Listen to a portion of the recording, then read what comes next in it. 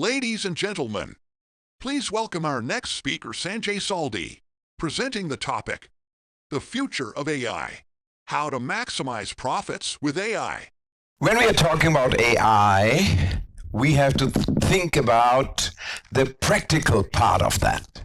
So the first thing I would like to do is I would like to test your cognitive attitude. So what I did is I have 3 videos, and this is the sister of my wife, and I said to her, send me a WhatsApp with a short message. And then I used AI to manipulate it. And now, please look at the lip sync, look at the eye movements, try to figure out which one is the original. Okay, let's start. Good morning all. Allow me to introduce Sanjay Sauldie.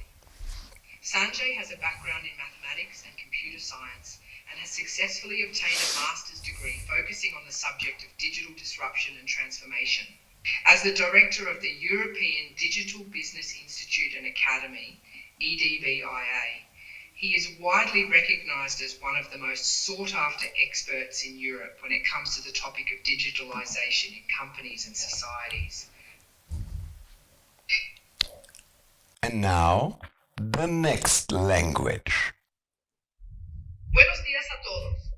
Les presento a Sanjay Sauldie, experto en matemáticas e informática con un máster en disrupción y transformación digital.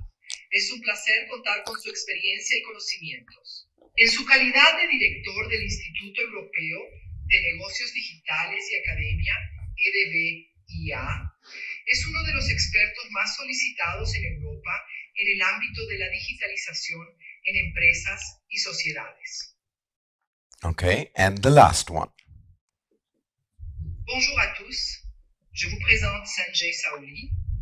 Sanjay a étudié les mathématiques et l'informatique et a obtenu un master sur le thème de la disruption et de la transformation numérique. En tant que directeur de l'Institut européen des affaires numériques et de l'Académie, EDBIA, il est l'un des experts européens les plus demandés en matière de numérisation des entreprises et des sociétés. Good morning all. Buenos días a todos. Bonjour à tous. Je vous présente. Okay, so now let's play the game. A, B, or C. So who says A is the original? Who says B is the original? Who says C is the original? And who says none of them? You got it. Welcome to the AI world, ladies and gentlemen, because the original is in Swiss German. Guten Morgen miteinander. Hier steht heute Sanjay Sauldie.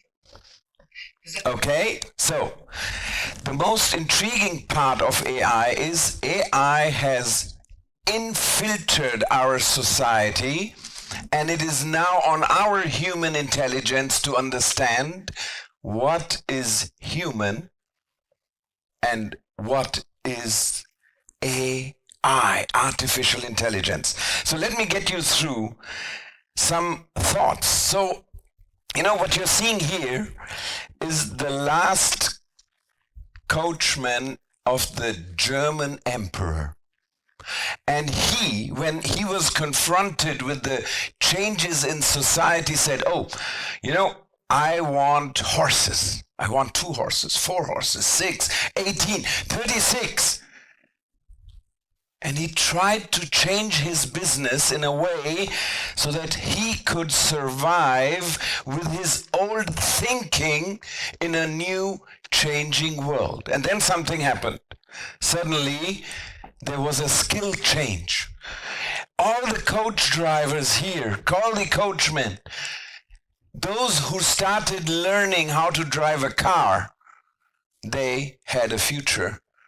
All the others didn't have a chance to survive. You see them very seldom, and mostly they are not sought after. So what has that to do with AI? In AI, we are exactly at the same position now. The position is the skills are going to change. And are we ready to relearn skills? Are we ready to get away from maybe old school skills? So whenever we talk about new technologies, we talked about metaverse, we talked about so many things in the earlier conferences. The problem is, when is a technology coming to stay? Is AI a trend? Is AI just some hobby of some mad people? Or is it something that has come to stay? And for that, every technology needs to be understood in the right way. That's why I want you to think about this question. Does anybody have an answer to it? Yeah, you know it. Anybody? Yes. Time. So whenever there's a technology that solves the problem of time, it is there to stay long, because we human beings have been longing for time. Look, it started with Seneca. Seneca decided and discovered that it is not less time that we have, it is a lot of time that we do not use in the right way. So what should we do with AI? Now have a look. This is one of the most time-consuming things in my life. It's called email. And I know that when I go to companies, the first thing they ask me is, Sanjay, our workers, our staff is wasting lifetime in answering standardized and not very exciting emails. What should we do? And that's now I tell them, look, why not go, and I'm going to show it to you live. I just disconnected my AI because my AI does that completely on automatic. I'm going to my Google workspace, and you see here is somebody, I saw you at the convention in Salzburg, I would like to book you. Okay, now my AI goes into this email, understands what my prospect wants from me. It goes into my Google Calendar and looks if on the 15th of September I have time. If I have time, it answers the email automatically, and I'm showing to you what my AI does. It clicks here on answer it, and then it says, if the date is free, be kind and approve booking. Okay? And then the AI clicks on reply, and then the answer is given. And I'm not writing it now. Okay? And then the next step the AI does is it goes to send, and I don't even need to read it. Best regards, Sanjay, because it took me 3 months to train the AI on how I answer emails, on how I talk to people, how I communicate.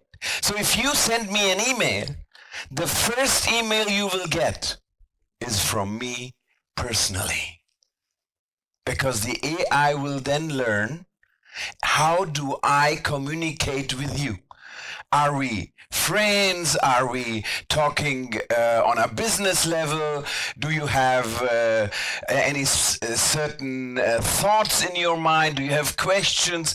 This is in the first email where I have to answer it, and then the AI starts learning. So what we save here is a lot of time. My inbox doesn't look like that anymore. Even if I come back from holidays, it is solved automatically. If you want to know how it works, the tool is called Sonic.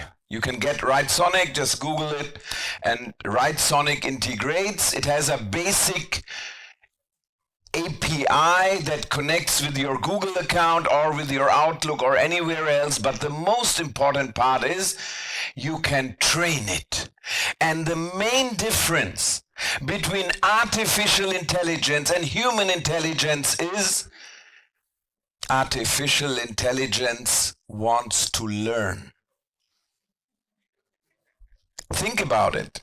How many of our young generation have stopped learning? Oh, this I learned once and now I'll be doing that the next 40 years. It doesn't work like that. So let me show you why AI has come to stay. Because it is revolutionary. It is a revolution in knowledge. You know, when I'm getting 54 tomorrow, luckily, and when I was at school, the teacher said, Sanjay, write an essay on Alexander the Great. And I said, oh my God, how much time are you giving me? And then the teacher says, oh, you have 1 week. I said, oh my God, 1 week. You know, I do not know if you still know this institution. It's a library. We had to go there and get the books, and the books, you know, every school class had the same task. So everybody was hunting all books on Alexander the Great. And the problem is time consuming. After 6.5 days of hard work, we were happy that this task was over. But then life changed. We heard that Google came on the market. Wow! Why has Google been staying so long with us? Because it saves us time, at least in comparison to a library. Now we just put in Alexander the Great, but we still get 100,000 search results. And that's shocking. That's shocking because, again, it is time consuming. And then the next step happened. The next step was from search engines, we moved to answering engines. So what we are experiencing today is that AI is not giving us results for us to work, but is giving us answers with which we can work. And direct answers. So imagine you're in school today and the teacher says, oh, write an article on Alexander the Great, and you have 1 week time. You know what the kids say? Great, I need 10 minutes for the task and I have 6 days, 23 hours free time for PlayStation. This is the mind shift that is happening. AI is bringing people, is bringing businesses new time. So what happens in a company with 50 employees? If every employee saves 10 minutes a day, not more. I'm not talking about, oh, you have to have an AI that works 20 hours for you a day. No, 10 minutes. Do the maths. Ask ChatGPT if you want. But you should think about it. The next time when you are doing a job that is boring, non-creative, but has to be done, think about it. Could an AI take over? Because AI is saving time, money, and resources in all the companies you know. And we have to start rethinking our marketing, because are there any standardized processes in marketing? Does Facebook change the way we post every day? Does TikTok change its way how we upload stuff? No, that is standardized. So when we are using this type of work, start thinking about how can we use AI for that? When AI so many emails, isn't it for you to follow up with all the threads? Great question. The most important thing is that after the first 3 months, I was looking all the time into the whole stuff, and it became a checking of my staff. You know, AI is a new member in my staff, and after 3 months now, I do not need to follow up, because if there is anything important, for example, it puts a date into my calendar, then on Fridays, I always look, where am I traveling next week? Okay, so it has already begun that for the first time in history, a technology is ruling on what I should do and how I should do it. But it has reduced my whole, you know, this ping pong, somebody asking, Sanjay, can you do a speech? And if on that day I'm already booked somewhere else, then the AI answers it and said, I'm sorry, maybe next time. And it's out of my brain. If there is a specific question which the AI cannot answer, it sends it to me. Of course, that is a little bit of work. I'm not rationalizing myself in 100%, but it's 90% at the moment. And I show you tools how you can reach nearly 95%. So I get an agenda on Fridays, and my AI reads 400 newsletters from the greatest brains in the market, in marketing, in sales, in everywhere. 400 newsletters a week. And what it does is it summarizes it and gives me a 2-pager.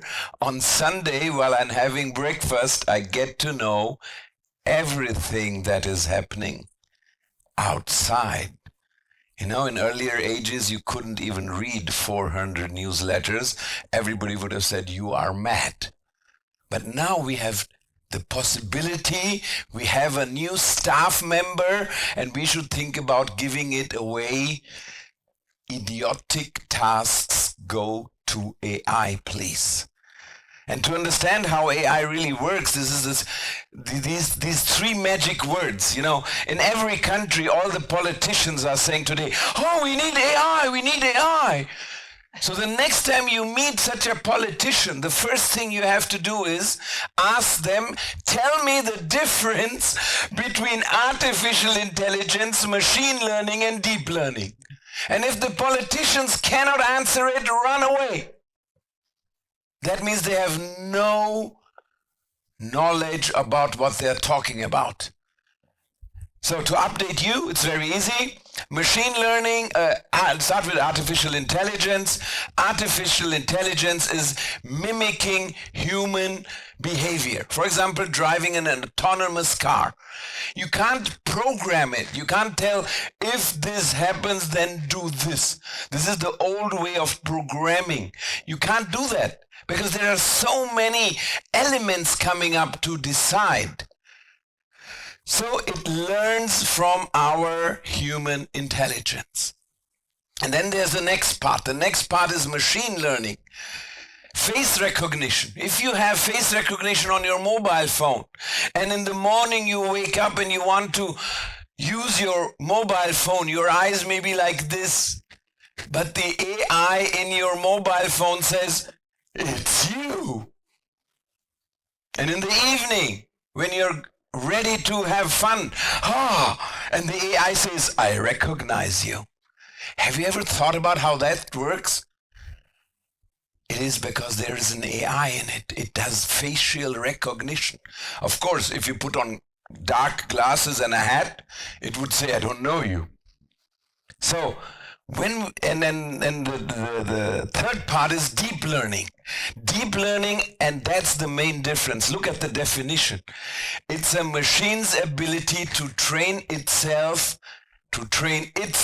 It doesn't need any informational data.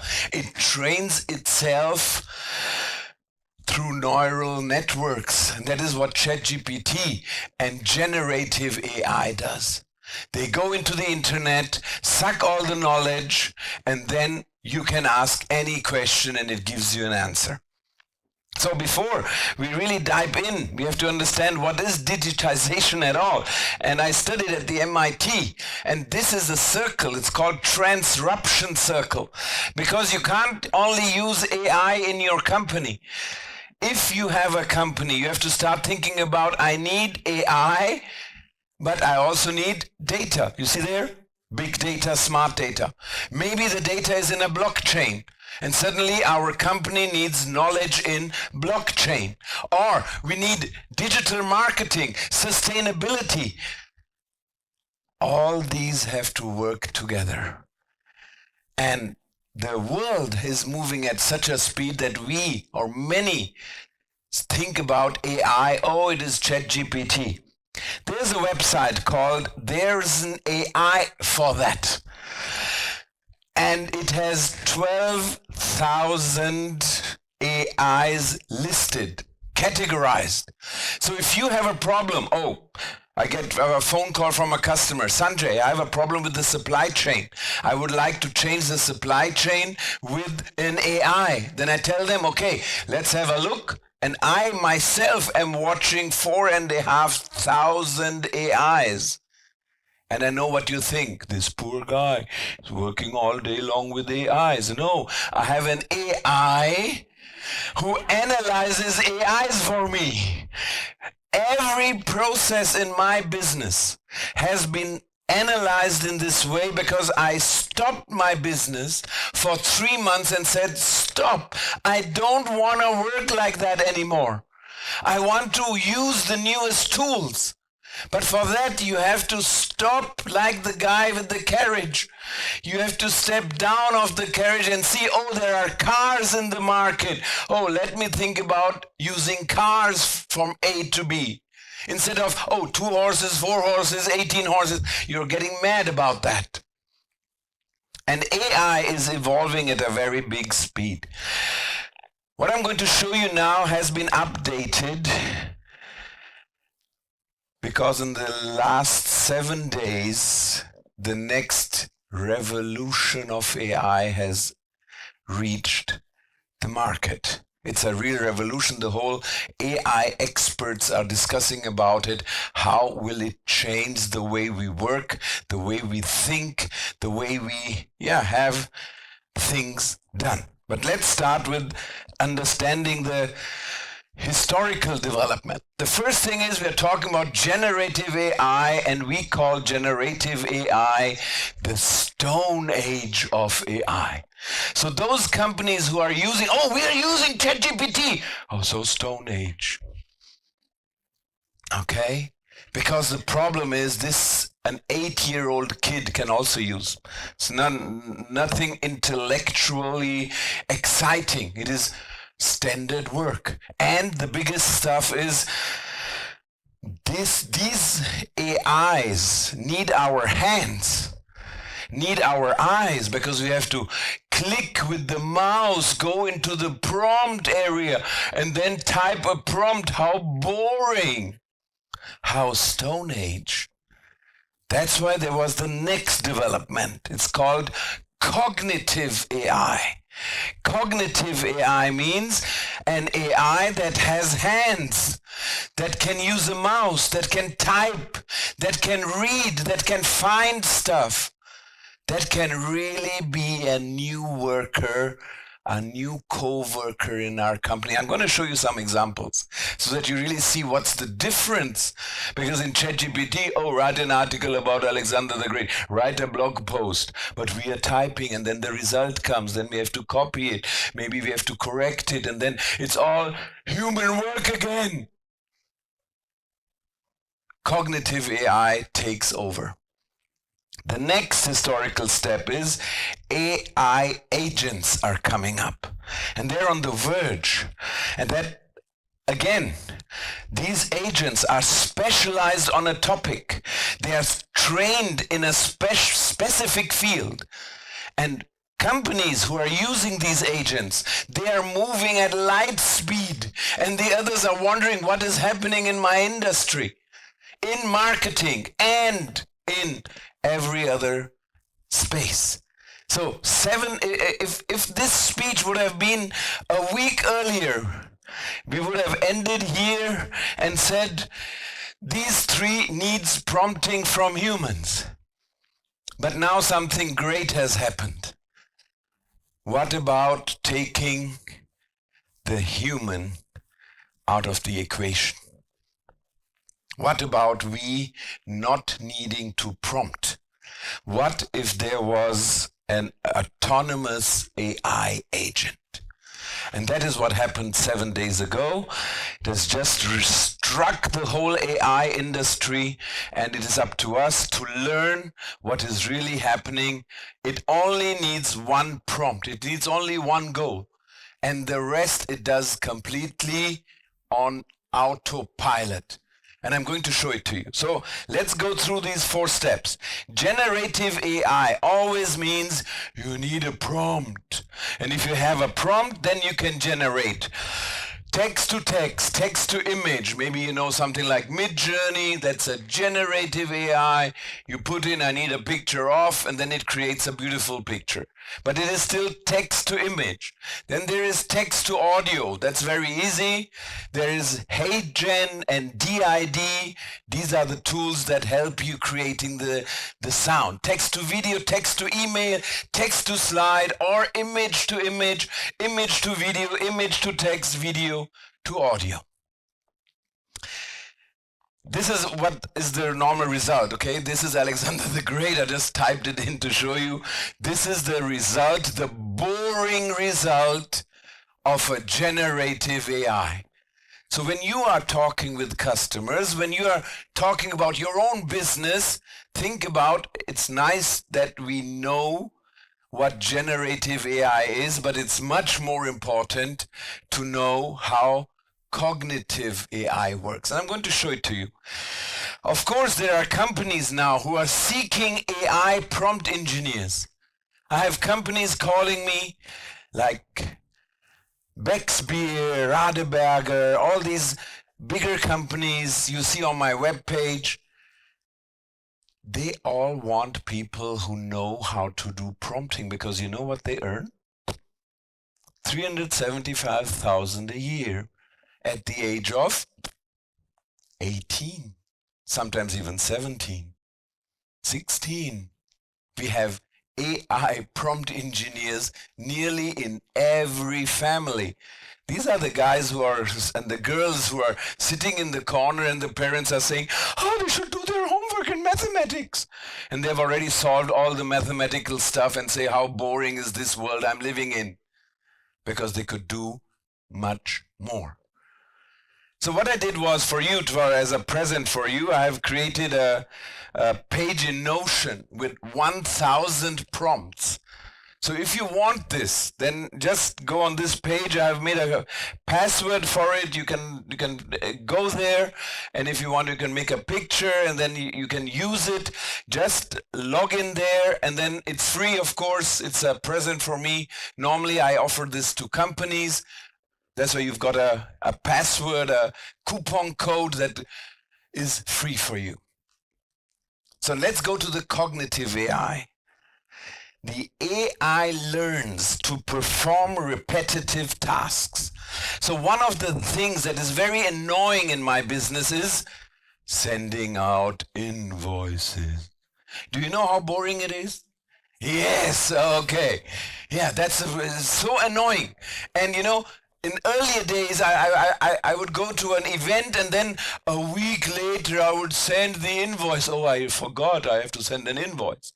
Now I just send an email to my AI, and the AI does it completely on its own. I'm going to show you an example. This is Jim. He is an accountant in a multinational company. He handles several invoices and other financial records like monetary transactions, liabilities, checks, and ledgers on a daily basis. One of his tasks is to copy all the relevant information from these invoices, such as the name of the company, invoice ID, and data processing into a spreadsheet, and mail the sheet along with other financial reports to his superiors by the end of the day. As any prompt employee, he transfers all the information to the sheet, attaches the reports, and sends them over to his boss via email every day. How boring! He starts finding this task to be time-consuming and repetitive. Frustrated, Jim looks for a way to reduce the time and effort it takes to complete the task. And voila! He stumbles across Robotic Process Automation, aka RPA. Using robotic process automation, he built a simple bot that extracts information from several invoices into an Excel sheet, attaches all the necessary financial reports, and sends them over to his superiors via email at a specific time every day. So, what exactly is robotic process automation?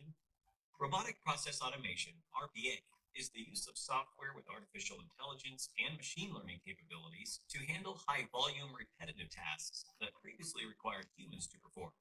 Some of these tasks include addressing queries, making calculations, maintenance of records, and performing transactions.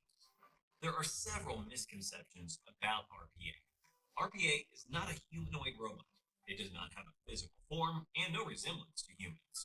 RPA cannot replace humans or replicate human cognitive functions. It does not have a brain of its own and cannot perform logical or critical thinking as humans do. The working of RPA includes four. So, and that's the most important news. Luckily, we are still needed.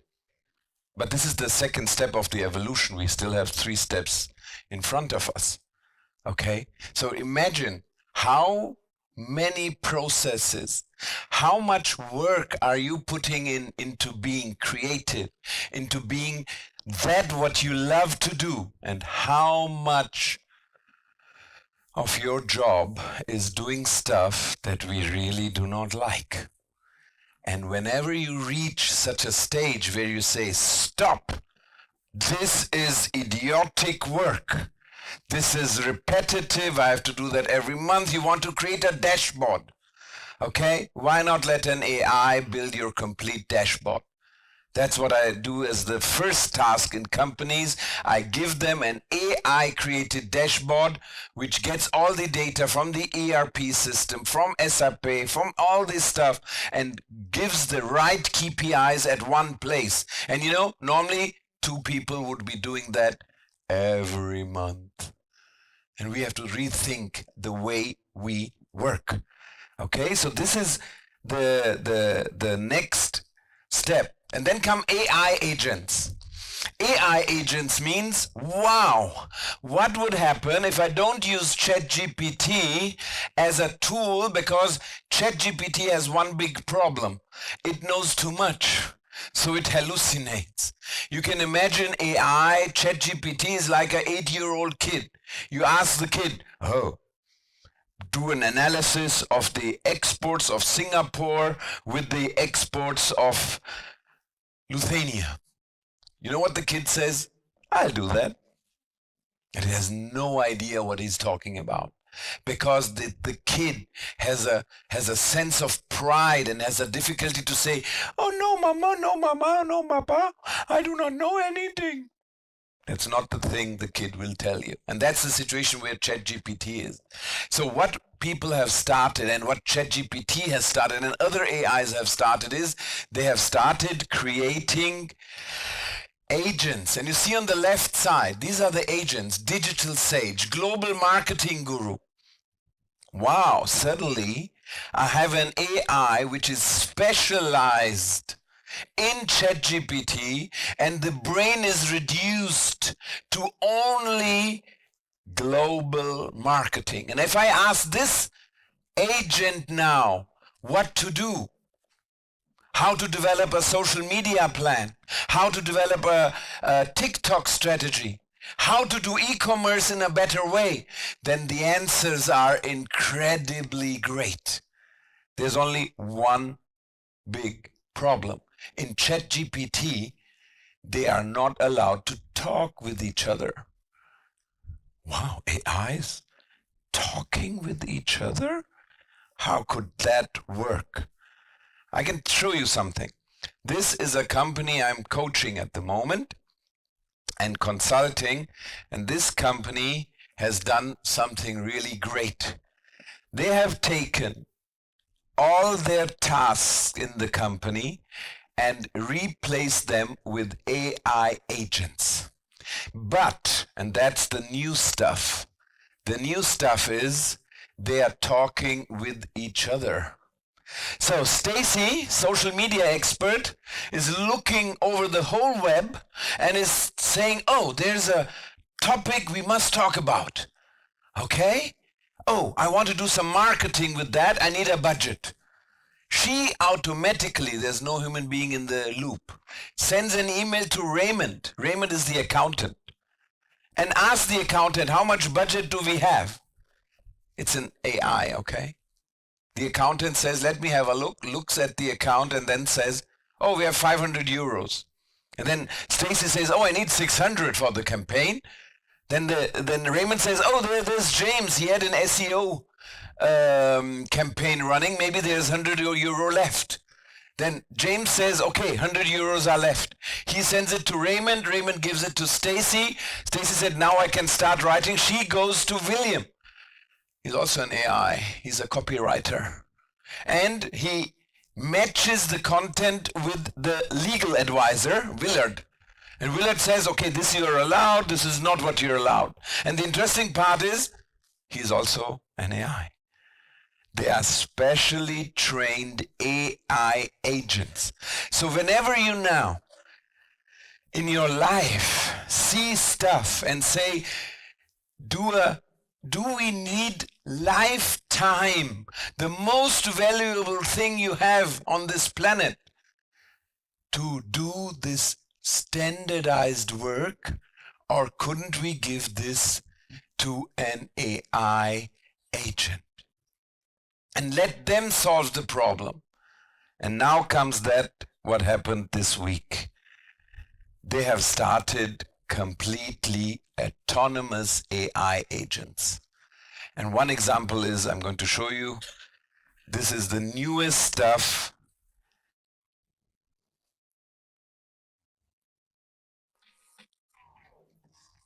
Hey, I'm Scott from Cognition AI, and today I'm really excited to introduce you to Devin, the first AI software engineer. Let me show you an example of Devin in action. I'm going to ask Devin to benchmark the performance of Llama on a couple of different API providers. From now on, Devin is in the driver's seat. First, Devin makes a step-by-step plan of how to tackle the problem. After that, it built the whole project using all the same tools that a human software engineer would use. Devin has its own command line, its own code editor, and even its own browser. In this case, Devin decides to use the browser to pull up API documentation so that it can read up and learn how to plug into each of these APIs. Here, Devin runs into an unexpected error.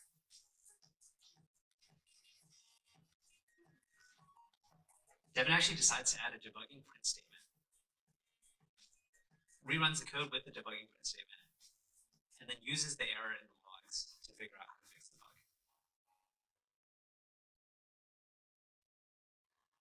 Finally, Devin decides to build and deploy a website with full styling as a visualization. You can see the website here. All of this is possible today because of the advances that we've made in both reasoning and long-term planning. It's a really hard problem, and we've only just started, but we're super excited about the progress that we've made so far. Just have a look. Here is ChatGPT 3.5, GPT-4, 1.7%. And here is Devin, 13 times more intelligent than the so-called best AI. You also may have heard about Klarna, Llama, Claude 2. All these are new AIs and new large language models on which AI is being trained, but it's not stopping. And Devin, who knew Devin before he came here? The rest has homework to do. It's time to really understand that AI has come to stay here, and don't follow old type of work. You are better than that.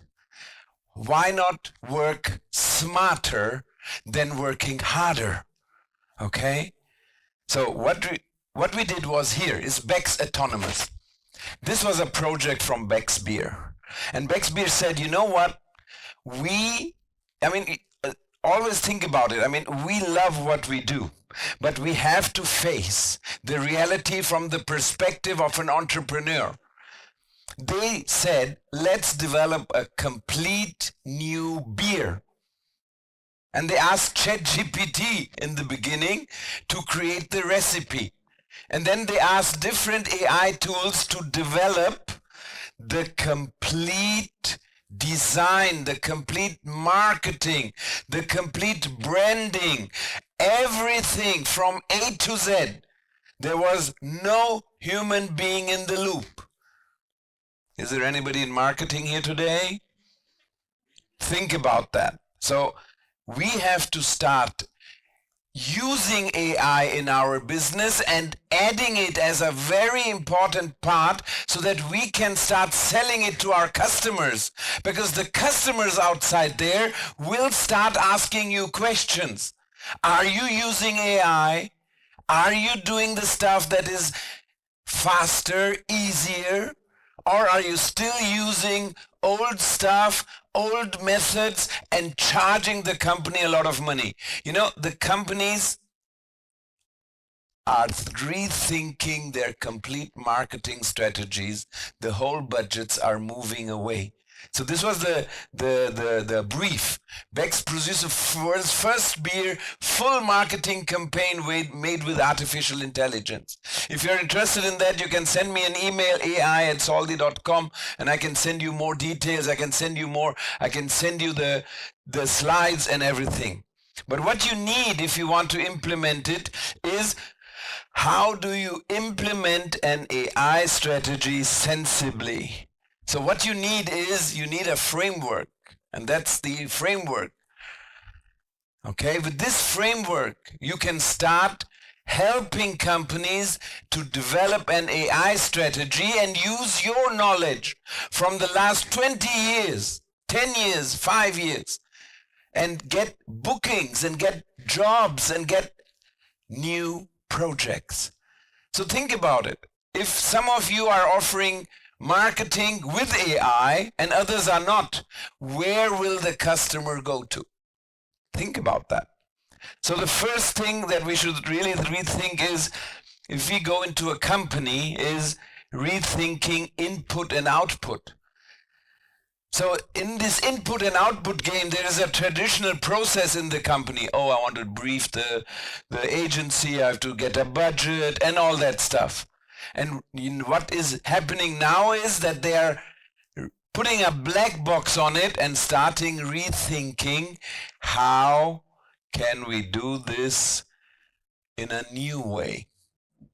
So you will be getting briefings from AIs if the companies are using AI. And you can think about it, how many of them, of these companies outside, are ready to really leave the traditional process and start rethinking their business models and their budgets.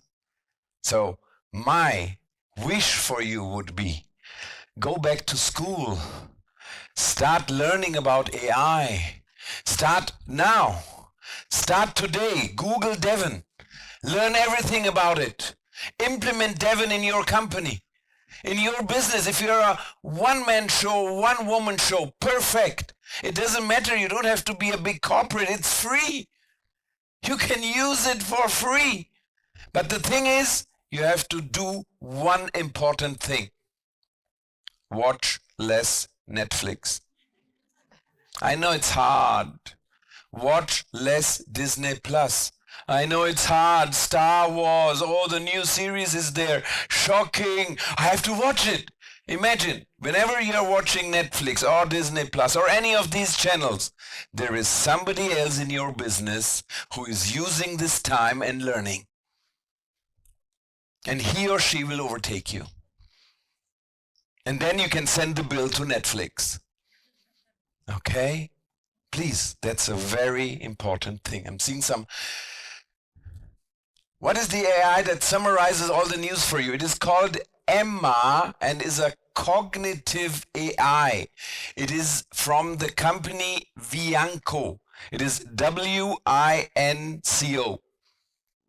Okay, it's called Emma because Emma does a great thing. It reads the newsletters. Because I have now, luckily, a co-worker, a lady, Emma. I mean, I call her Alfred just because I'm a Batman fan, and Batman has the butler named Alfred, okay? You can name your AI as you wish. Okay, but the product name, that was the question from Anonymous.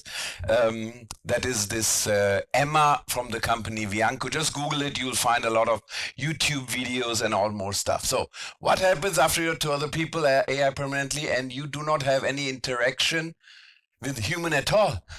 That's a good question. You know what I can do? I hope we have 2 minutes left. When I have more time for fun, more time for relaxation, I tell you what happened. When I had my 50th birthday, an 8-year-old boy in the family came to me and said, Sanjay, what wanted you to be when you were in my age? And I said, yes, at the age of 8, I wanted to be a rock star. And then he said, okay, and why aren't you a rock star? Yeah, my parents, and I cannot sing. I cannot do anything of this stuff. I don't play a piano. I tried it. The teacher sent me home. And he said, no talent for music. Okay, so I said, then I study something that Indians normally do. It's the cliche, I know, mathematics and informatics, and then it's okay. Parents satisfied, all good. But at the age of 50, this little boy said to me, but you are the AI guy in our family. And I said, what is he talking about? And then it clicked. The problem was that his mother said to me, Sanjay, I know that if you get good ideas, you implement them. You're not a theoretic speaker. You're a practical. So give us 10% from your income if you make something in music. And I said, okay, I'll do that. I was laughing around. And then 2 weeks later, I started a project. Okay? I'll just jump to the project and show it to you. So what you're going to see now is 100% AI, what the music is. The only thing is I'm doing a playback because I can't even sing, okay? It's not my voice. And what I developed is I developed a complete new identity called Raja. Okay? Yeah, we have to stay authentic, okay? So, and what you're going to see now has been edited with an AI, through an AI. I just put in all my material in and said, create a music video. And then I put in music. And then music was, the great thing with AI is it is human friendly. So what I did was, I need a saxophone. And I don't play saxophone. So what I did was, that's the only thing I could do because I cannot sing. Okay? And then something happened as a result. So whenever you see me, that's really 100%, that's the real Sanjay. And everything else is 100% AI generated.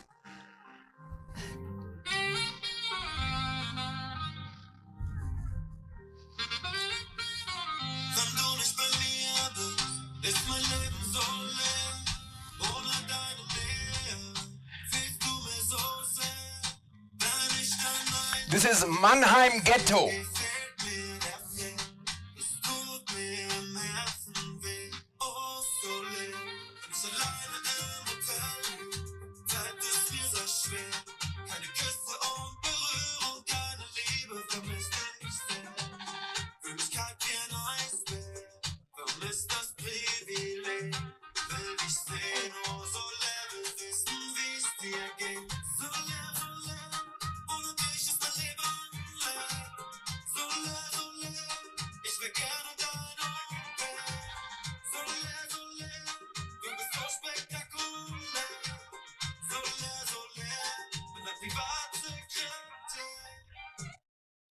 Lyrics by ChatGPT.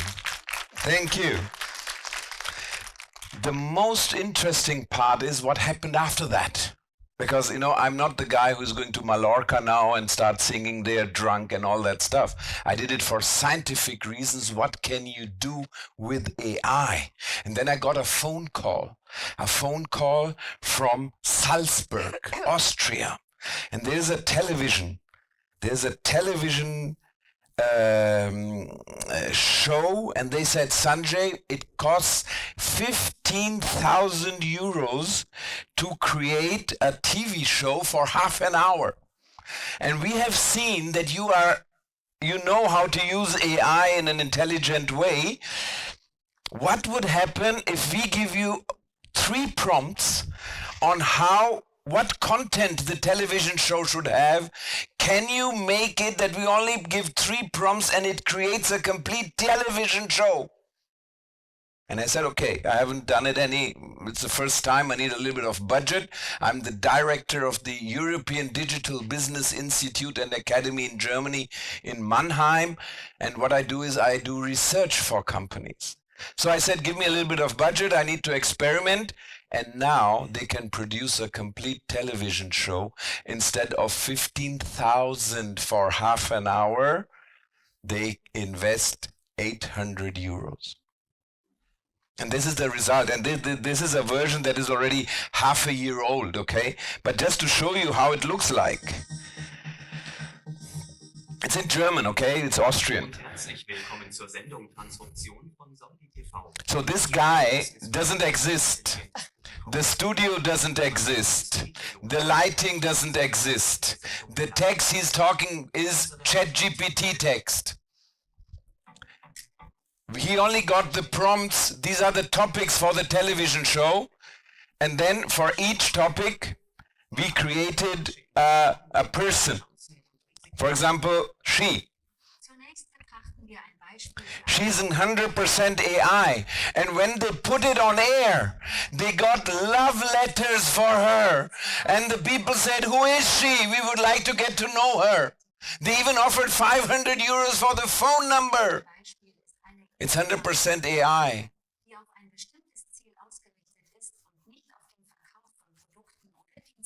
Okay, and then something great happened. The next step, I think 1 minute. Okay. More and more television shows are now implementing exactly these technologies, and maybe you have already watched television shows that have been made with 100% AI. But as we started our journey today, we cannot differentiate it. So make AI your friend, make AI your co-worker, and profit from it. You all deserve it. Thank you for being here. Thank you.